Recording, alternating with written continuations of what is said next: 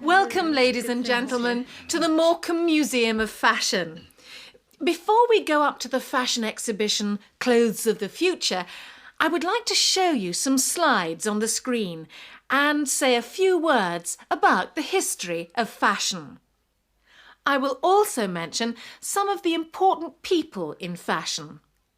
This will provide an introduction for you and will prepare you for the clothes that we're going to see in the exhibition. As I'm sure you know, nowadays fashion is something that almost everybody enjoys. People of all age groups and all incomes usually have an interest in what they wear. But this has only recently happened, and I will tell you why.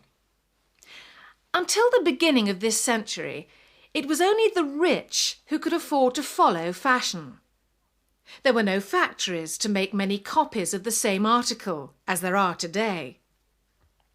Rich men and women wore trousers, jackets and dresses which were made especially for them.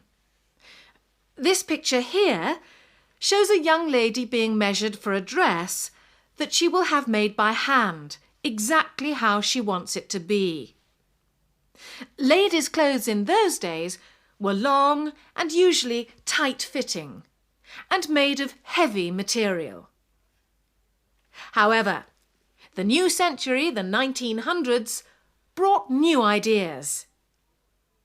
The important person at this time was Coco Chanel, who started making clothes in 1908 in Paris. Many people think she was the 20th century's most important influence on fashion.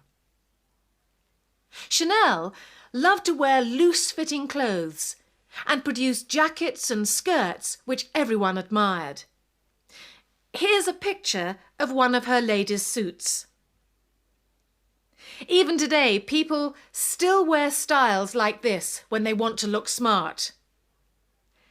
Young Paris designers all began to produce simple clothes and skirts started to get shorter. The idea of special clothes for playing sports also became popular in the early 1920s. Things like long shorts and tennis clothes started to become fashionable. Soon, factories produced these new styles more cheaply. And then many more people were able to enjoy fashion.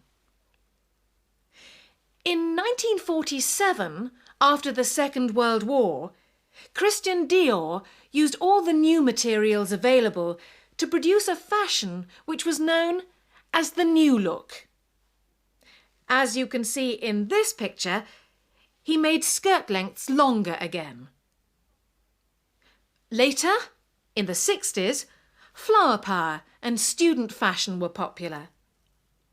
In London, Mary Quant introduced short skirts.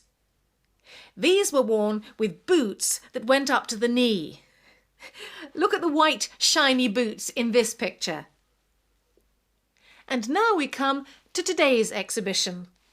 Some of the clothes you will see today will be very different from anything which you have seen before.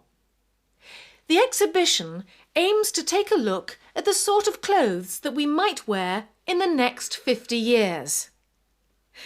Let's go inside and have a look at the exciting clothes that are waiting for us.